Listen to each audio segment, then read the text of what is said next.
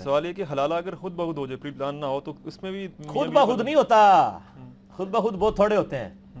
اب ابن ماجہ میں حدیث ہے حلالہ کرنے والے اور کروانے والے پہ اللہ کی لعنت ہے. ہاں آٹومیٹیکلی اگر کسی کا طلاق لی اور اس نے کہیں نئی جگہ شادی، یا اس کا طلاق ہو گئی ہے، خلا لے لیا، نئی جگہ شادی کر لی، وہاں بھی نہیں نبھ سکی ہے، وہ خامن مر گیا اور پھر وہ پچھلے کی طرف لوٹ آئے، سورہ بقرہ میں آتا ہے، جائز ہے. باقی پری پلانڈ حلالہ جو کیا جاتا ہے، جو ہمارے معاشرے میں رواج ہے، جس کو حنفی بھی حرام سمجھتے ہیں اور کروا بھی وہی رہے ہوتے ہیں، حالانکہ ان کی کتابوں میں حرام ہے، وہ تو زنا ہے. جی نعوذ باللہ. آگے چلیں. جی سوال ہے کہ یہ جو واقعہ بیان کیا جاتا ہے نبی علیہ السلام پہ جو پہلی وحی آئی تو سیدہ خدیجہ کا ورقہ بن نوفل کے پاس لے کے جاتے، بالکل ثابت ہے، صحیح بخاری میں موجود ہے. ورقہ بن نوفل ظاہر ہے عیسائی تھے اور عالم تھے، وہ یعنی وحی کے سمجھنے والے تھے، انہی کے پاس ایکسپرٹ اوپینین کے طور پہ نبی علیہ السلام لے گئے اور انہوں نے پہلے بتا دیا تھا کہ یہ وہ وحی ہے جو حضرت موسیٰ اور عیسیٰ علیہ السلام کے پاس آئی تھی، اور آپ کی قوم آپ کو نکال دے گی آپ کے علاقے سے، اور اگر میں زندہ رہا تو میں یعنی آپ صلی اللہ علیہ وآلہ وسلم کا ساتھ دوں گا. لیکن وہ پہلے ہی فوت ہو گئے تھے، لیکن ہم ان کو رضی اللہ عنہ کہتے ہیں. انہوں نے آپ کی اعلان نبوت سے پہلے ہی تصدیق کر دی. اعلان نبوت آپ نے 3 سال بعد کیا ہے، صرف قریبی رشتہ داروں کو پہلے کیا ہے. اس کے بعد آپ کو جب اجازت ملی یا ایھا المدثر کے ذریعے، پھر آپ نے نفیر عام کیے اور آپ نے وہ کوہ صفا کی پہاڑی پہ سب کو بلوایا. اس سے پہلے تو صرف سینہ بسینہ دعوت تھی. جی اگلا سوال ہے کہ اللہ تعالیٰ کا حقیقی ولی کون ہے، اس کی کچھ خصوصیات بتا دیں. حقیقی ولی وہ ہے جو آپ کے فرقے کا ہو.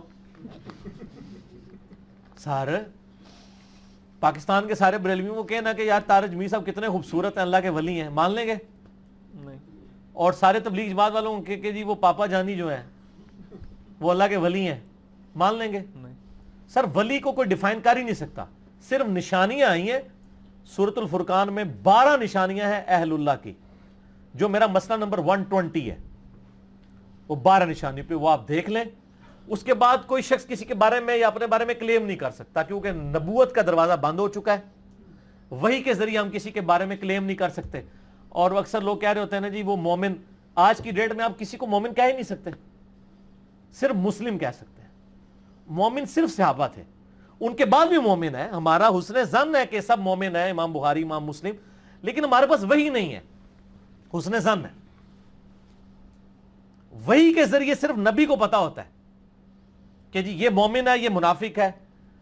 نبی علیہ السلام کے صحابہ کے بارے میں کیا ہے سورۃ الحجرات میں کہ یہ اعرابی کہتے ہیں ہم ایمان لے کر آئے. آپ فرماؤ تم مومن نہیں ہو، تم صرف اسلام لائے ہو، ایمان تو تمہارے دلوں میں بھی داخل ہی نہیں ہوا. اگر نبی علیہ السلام پر ڈائریکٹ ایمان لانے والوں کو بھی کہا گیا تم ابھی مومن نہیں بنو، مسلم ہو، تو سر میں اور آپ کس کھاتے میں، اور آپ کے اور میرے بزرگ کس کھاتے میں؟ وہ اللہ تعالیٰ کو پتا ہے کون مومن کے کامل درجے تک پہنچ چکا ہے.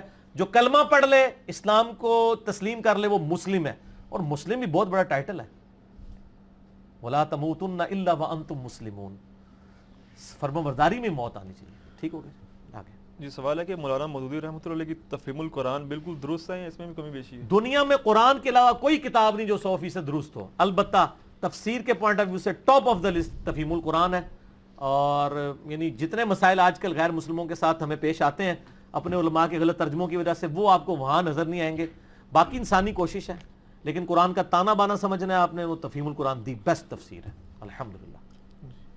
جی اگلا سوال ہے کہ فرض نماز کے بعد کے سنت اذکار فوراً پڑھنے ہیں یا نوافل کے بعد، اور جو صبح شام کے اذکار ہے اس کا صحیح ٹائم؟ ہاں جی، فرض نماز کے اذکار کے اوپر میرا مسئلہ نمبر 111 بی ہے، اور صبح شام پہ 111 سی ہے، 111 بی اور سی. صبح شام کے اذکار کا بیسٹ وقت ہے فجر سے کی نماز کے فوراً بعد بھی پڑھ سکتے ہیں، اور فجر سے کے فرض سے فوراً پہلے بھی، فجر کا وقت داخل ہوتا ہی. اور شام کے اذکار مغرب کی اذان سے 10-15 منٹ پہلے بھی پڑھ سکتے ہیں، اور مغرب کے فوراً بعد بھی. فرض نماز کے بعد کے اذکار جو ہیں اپنے فرض کے فوراً بعد ہی پڑھنے ہیں. البتہ اگر آپ سنت نوافل کے بعد بھی پڑھیں تو تب بھی جائز ہے، لیکن وہ بخاری مسلم میں حدیث ہے جب انسان سلام پھیر کے اپنی جگہ پہ بیٹھا رہتا ہے فرشتے اس کے لیے دعائیں مغفرت کرتے رہتے ہیں. تو بہتر وقت یہ ہے کہ اسی وقت ہی پڑھ لیں. البتہ اگر آپ بعد میں بھی پڑھ دیتے ہیں کوئی حرج نہیں ہے، یہ اس طرح کو قضا نہیں ہوتے ہیں، سنتوں کے بعد بھی پڑھ سکتے ہیں. جی سوال ہے لیکن کچھ اذکار فوراً بعد ہیں. اللہ اکبر، استغفر اللہ، استغفر اللہ، استغفر اللہ، اللہم انت السلام، یہ فوراً ہے. اگر سر پر تیل لگا ہو تو کیا غسل ہو جائے گا، اور داڑھی پہ تیل لگا ہو تو وضو ہو جائے گا؟ تیل کا کوئی ایشو نہیں ہے، تیل کی اس طرح کی کوئی لیئر نہیں ہے. تیل تو نبی علیہ السلام بھی لگاتے تھے اور اسی حالت میں وضو بھی فرمایا کرتے تھے. البتہ کوئی رنگ، کوئی لادہ سے ایک اس کی پوری لیئر چڑھی ہو، وہ لادہ بات ہے. اس طریقے سے بال پوائنٹ کا روشنائی کا نشان ہو، لیرنی نشان یا مہدی کا نشان ہو یا تیل ہو یا کسی نے ویزلین ملی ہوئی ہو تو وضو ہو جائے گا، کوئی حرج نہیں اس کے اندر، اجماع ہے اس کے اوپر. ٹھیک. کھانا سامنے رکھ کے قرآن مجید پڑھ کر پھونک مار دینا کوئی ثابت نہیں. مسئلہ 74 میرا سال سواب پہ دیکھ لیں. اس طریقے سے کھانوں پہ پھونک نہ مارے، آپ اپنے اوپر پھونک مارے سر، کھانے پہ نہ پھونک مارے. کھانے سے پہلے بسم اللہ پڑھ لیا کریں. جی بچوں کا کارٹونز دیکھنا کیسا عمل ہے؟ جائز ہے. کارٹون میں مطلب کوئی شرکیہ باتیں نہ ہوں، جیسے آج کل ہندوؤں کے کارٹون بھی آئے ہوئے ہیں، تو باقی ظاہر ہے مسلمانوں کے بھی کارٹون کچھ آئے ہوئے ہیں. ابھی تو مدنی چینل نے بھی کارٹون بنائے ہیں، اس میں کچھ ٹھیک بھی ہیں کچھ غلط بھی ہیں، کچھ ڈاکٹر ذاکر نائک وغیرہ نے بھی بنائے ہوئے ہیں. جائز ہے. وہ تصویر پہلے حرام تھی، پھر مباح ہوئی، اب واجب ہو چکی ہے. تصویر کے بغیر تو علماء بیٹھتے ہی نہیں ہیں. سر دیکھیں نا علماء کا آپ لیول دیکھ لیں، پہلے حرام تھی پھر مباح ہوئی. مباح ہے کہ نہ حلال نہ حرام، کوئی عرض نہیں، اب واجب ہو گئی ہے. اب کیمرے کے بغیر سٹارٹ ہی نہیں ہوتے. پہلے یہاں کیمرہ رکھتے تھے، اب یہاں کیمرہ رکھتے ہیں. تو کارٹون بھی اسی طریقے سے حلال ہو چکے ہیں. اب ان کو پتہ چل گیا کہ یہ تصویر اور ماڈل اور چیز ہے. میرا یوٹیوب پہ کلپ ہے اسلامک رولنگز اباؤٹ پکچرز، وہ آپ دیکھ لیں. ٹھیک ہوگا جی. اگلا سوال ہے کہ ایسی شادی اٹینڈ کرنا جس میں میوزک چل رہا ہو، کیا کہتے ہیں اس کو؟ بالکل اینڈ پہ پہنچے. ہم تو یہ کرتے ہیں وہاں کسی کو فون کر دیتے ہیں کہ جب کھانا کھلنے لگے ہمیں کال کر دینا. تو بس اینڈ ٹائم پہ جاتے ہیں اسلامی پکڑا کے واپس. وہاں بیٹھنے کی ضرورت نہیں ہے. اور اپنا پروٹیسٹ ریکارڈ کروائیں، ان کو بتائیں گے بھی اس طریقے سے ہم نے نہیں آنا.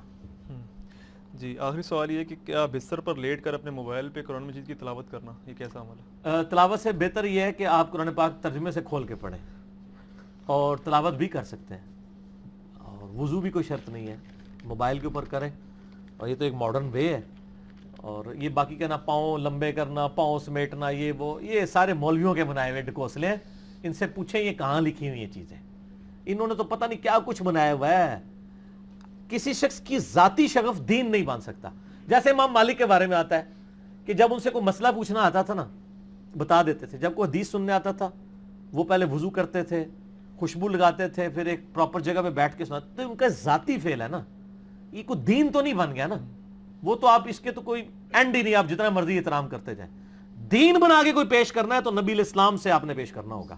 ورنہ میں نے کہا امام مالک سے ہی پیش کر رہے ہوتے ہیں، وہ تو مجھے نہیں پتا ثابت ہے کہ نہیں. ثابت ہو بھی دین واٹ کہ جی وہ مدینہ شریف میں ننگے پاؤں پھرتے تھے. میں پوچھتا ہوں کہ امام مالک تو ننگے پاؤں پھرتے تھے، ابو بکر عمر عثمان و علی کیوں ننگے پاؤں نہیں پھرتے تھے؟